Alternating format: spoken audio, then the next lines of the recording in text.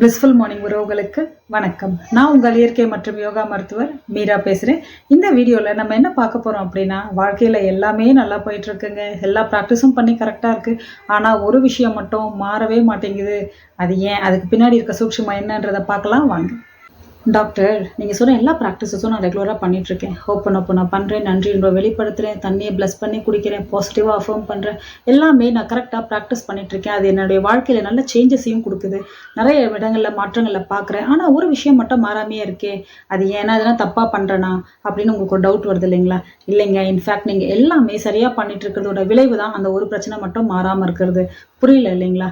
என்ன சூக்ஷ்மம் அப்படின்னா, நம்மளுடைய நேரமோ நம்மளுடைய கர்மாவோ நம்ம சில பலன்களை அனுபவிக்கணும், அதனால நமக்கு சில இதை நம்ம கழியணும் அப்படின்ட்டு இருக்கப்ப இந்த மாதிரி ஒரு பிரச்சனை அப்படியே இருக்குங்க. நீங்க பண்ற ப்ராக்டிசஸ் புதுசா நிறைய பிரச்சனைகளை கொண்டு வந்து, இப்பதான் இது முடிஞ்சது அதுக்குள்ள அதுவா, இப்பதான் இந்த டென்ஷன் முடிஞ்சு அதுக்குள்ள இன்னொன்னா என்னடா அப்படின்ட்டு இல்லாம உங்களுக்கு பழக்கமான ஒண்ணு அப்படியே நிலைநிறுத்தி உங்களை ஆசுவாசப்படுத்துதுங்க.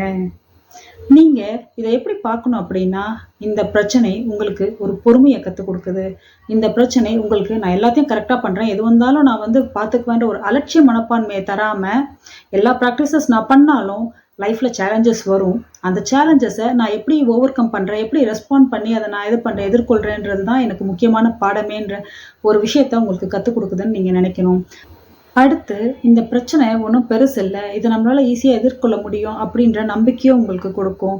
நாளடைவில் உங்களுக்கு அந்த ப்ராப்ளம் முடிகிறப்ப, நம்ம நேரமும் முடிகிறப்ப எல்லாமே உங்களுக்கு ஒரு நல்ல அனுபவ பாடமாக இருக்குங்க. நீங்கள் என்ன பண்ணணும்னா, இது உங்களுக்கு ரொம்ப குழப்பமாக இருக்குன்னா அமைதியாக உட்கார்ந்து கண்ணை மூடி ஒரு சின்ன பிரார்த்தனை பண்ணுங்க. உங்களுக்கு இஷ்ட தெய்வம் கிட்டேயோ, எந்த மதமாக இருந்தாலும், இல்லை மதம் எனக்கு நம்பிக்கை இல்லைன்னா பிரபஞ்சத்துக்கிட்டேயோ உங்களுக்குன்னு மேலே இருக்க சக்தியை மனசார நினச்சி, இந்த பிரச்சனை என் லைஃப்பில் ரிப்பீட்டடாக வந்துட்டே இருக்குப்பா, இந்த ப்ராப்ளம் எனக்கு என்ன பாடத்தை சொல்லி கொடுக்க வருது, நான் எதை உணர்ற வரைக்கும் இது எனக்கு ரிப்பீட் ஆகும், இது பின்னாடி இருக்க செய்தி, எனக்கான செய்தி என்ன, இது எனக்குள்ளே இருக்க ஏதோ ஒரு சப்கான்ஷியஸ் பேட்டர்னோ பிலீஃபோ தான் இதை அட்ராக்ட் பண்ணியிருக்குன்னு நான் நம்புகிறேன். நான் தான் இதுக்கு 100% பொறுப்பு. I am sorry, please forgive me. இது எப்படி எனக்கு இதுக்கு மேலே கையாளுறதுன்னு எனக்கு தெரியல.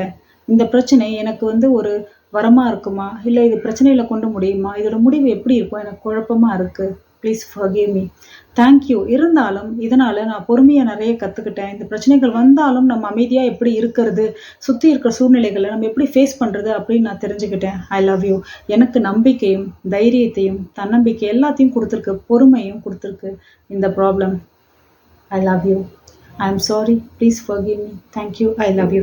இதுக்கான முடிவை நான் உங்ககிட்ட விட்டுட்டேன். கரெக்டான டிவைன் டைமிங்கில் இதுக்கான சொல்யூஷன் கிடைக்கும் அப்படின்னு நான் நம்புகிறேன்.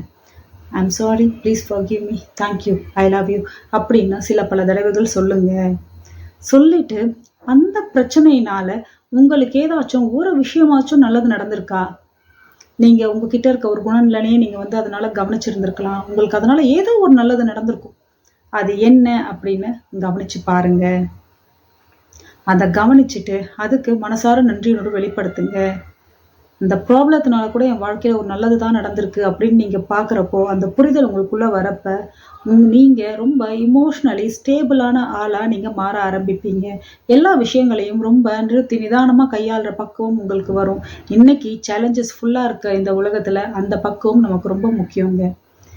என்னென்ன பிரச்சனை வந்தாலும் எல்லாத்தையும் ஈஸியாக எதிர்கொள்ளலாம். அதுக்கு நமக்கு ஹோப்பனோப்பனம் இருக்குது.